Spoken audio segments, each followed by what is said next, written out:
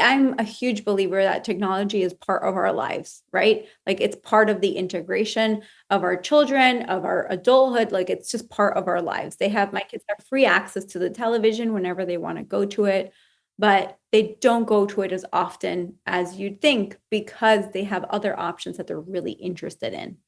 So if you're listening to this and you're like, okay, but how do I generate those interests? And it's listening to them and see what they are interested in and leaning into it. If your child loves technology, maybe it's a 3D printer that you get.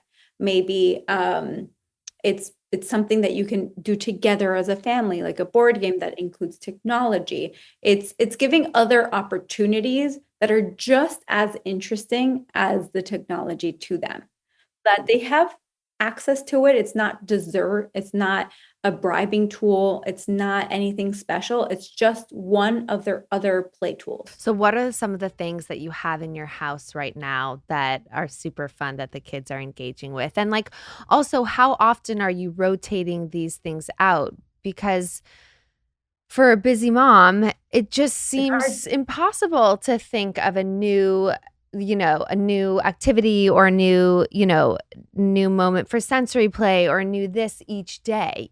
So talk to me about how that really looks like in your house.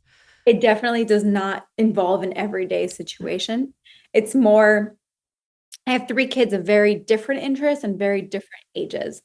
So we have a playroom and then they have their own items that they love in their room as well. Mhm. So it's creating these hot spots within the house that really tailor to each person's interests. And I talk a lot about that in Playful by Design because it's not like I can give you a formula, hey, you do this, this, and this, and you're going to get some magical output. I give you questions to ask yourself and to Mhm. really appreciate the space and items that you already have.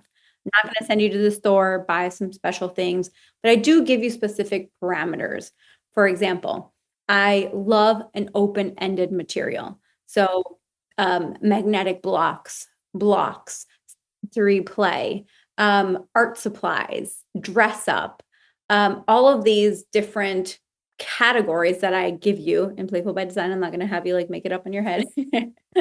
um, to help you instill these things within your house. So in our playroom, we have play stations. So think about it like hotspots as well. We have a designated like cooking area, a designated dress up area, designated art area, and then an open shelf with all of the different like open-ended materials that I was talking about, puzzles, blocks, sensory bottles, all of those like fun things that you could find in there.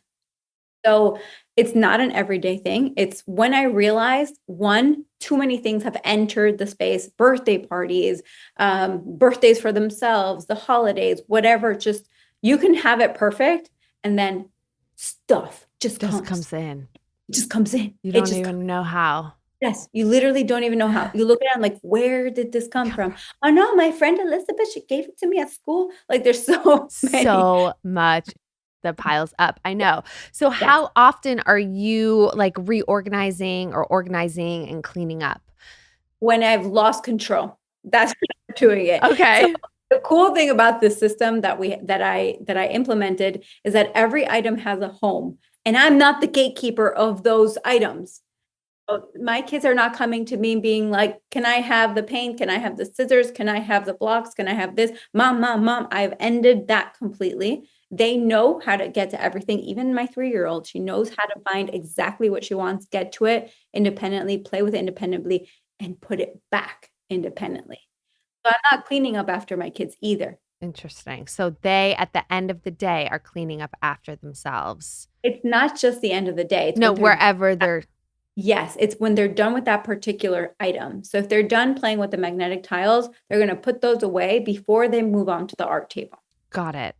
And do you have specific tasks for them in terms of throughout the day, like any cleaning the room, making their bed, all those little things? Nothing. They just do it. No rules. No rules, no rules. We live in this house together. We respect all the things together. And that's all taken time and boundaries as well. So it's not like, hey, if you don't clean this up, I'm throwing away all your toys. No, these is our toys. We respect them and create those boundaries around it. Um, And I think it's a system. It's not something that you just snap your fingers and it just happens.